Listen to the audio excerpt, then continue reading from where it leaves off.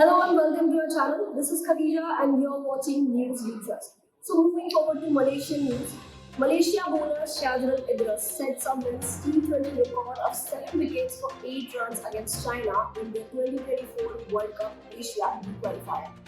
The 32-year-old's victim were all bowled as he finished with stunning figures of 4-1-8-7. It is a record in both domestic and international men's T20s, beating Colin Ackerman's 7-18 for Leicestershire against Birmingham Bears in 2019.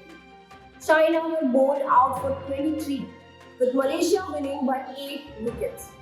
The best figures in women's T20 internationals are 7 wickets for 3 runs, achieved by both the Netherlands' Frederick Overbeek against France in 2021, Argentina's Alison Stokes against Peru last year.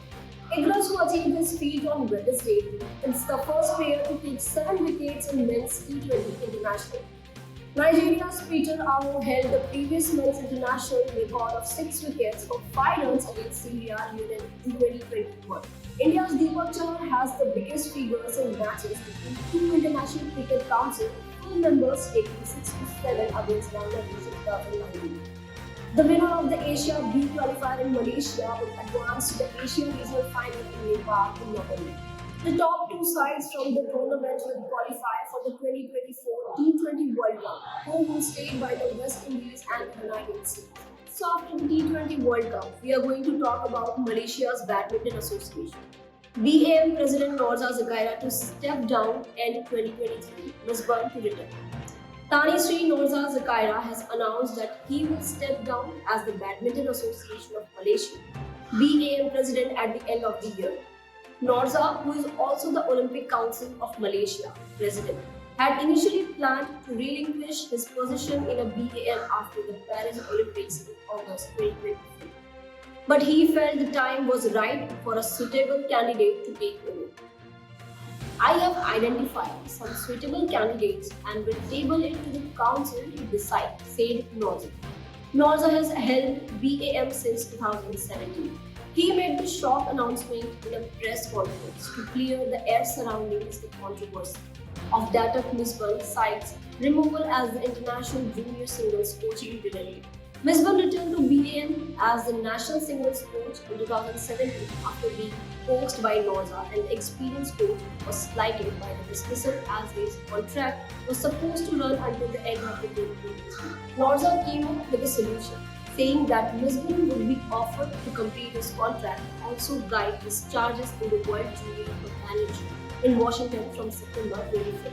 I wish to apologize on behalf of BAM for the miscommunication, and I want to offer Lisbon to guide his players for the World Junior Championship and also complete his contract that runs until the end of the year, said Norza. I have a special relationship with Lisbon and have always had respect for him as a coach. He said, adding he would find an amicable solution even if Lisbon refuses the offer. Hello everyone, welcome to our channel. This is Khadija and you are watching News You Trust. Now talking about the Malaysian news, Malaysian government to introduce special school for children from poorest groups. The government intends to introduce a new type of school for children from the poorest groups to ensure that they do not lack education. Prime Minister Anwar Ibrahim said the concept for this new type of school will be akin to a secondary boarding school. So we will have schools that provide space for children from poor families, especially the poorest, and whose academic results are not satisfactory. He emphasized that everyone should have equal access to education opportunities. He said there was currently a gap between urban schools and rural schools, like those in Manikurai, Kelantan and Kapitswara.